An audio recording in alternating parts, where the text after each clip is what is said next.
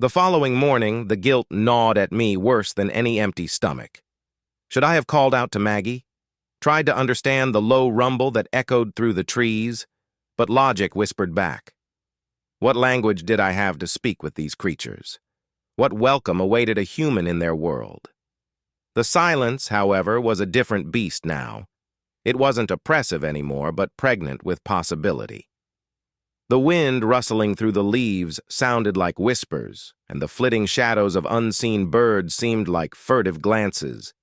Every rustle, every snap of a twig sent a jolt through me. Was it Maggie returning, or something else entirely? Days bled into weeks, and the forest remained stubbornly silent. Doubt began to creep in, the thrill of anticipation fading into a dull ache of loss. Maybe I'd imagined the whole thing. Maybe the loneliness had finally gotten to me, weaving a fantastical tale out of thin air. One evening, as the first tendrils of dusk painted the sky in hues of orange and purple, I decided to take a walk deeper into the woods than I ever had before. It was a foolhardy decision, I knew, but a strange pull, a primal echo of the rumble, urged me onward. The deeper I ventured, the denser the forest became. Sunlight barely pierced the thick canopy, and the air hung heavy with the scent of damp earth and decaying leaves. It was then that I saw it, a massive footprint, unlike any deer or bear could leave. Hope, like a flickering ember, rekindled in my chest. Following the trail, I pushed through tangled undergrowth and navigated around moss-covered boulders. The forest seemed to be alive, its silence broken only by the frantic pounding of my heart. Finally, I emerged into a hidden clearing bathed in an ethereal moonlight.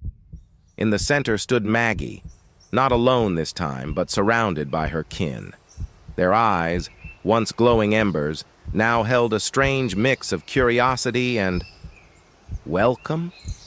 A low rumble resonated through the clearing, softer this time, almost melodic. It wasn't a call, but an invitation. Maggie took a step forward, her massive form dwarfing mine.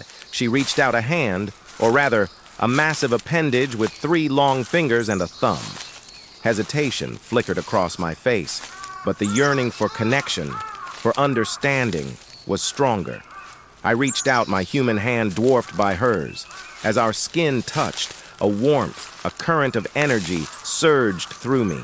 Images flooded my mind, a vast wilderness teeming with life, a life they were determined to protect, and within it, a place for me, not as a trespasser, but as a guardian, a bridge between their world and mine. Tears welled up in my eyes. This wasn't the life I'd planned, but it was a life unlike any other. A life filled with wonder, with purpose, with a connection deeper than words could ever express. Taking a deep breath, I stepped forward, into the unknown, into the waiting embrace of the forest and the creatures that called it home.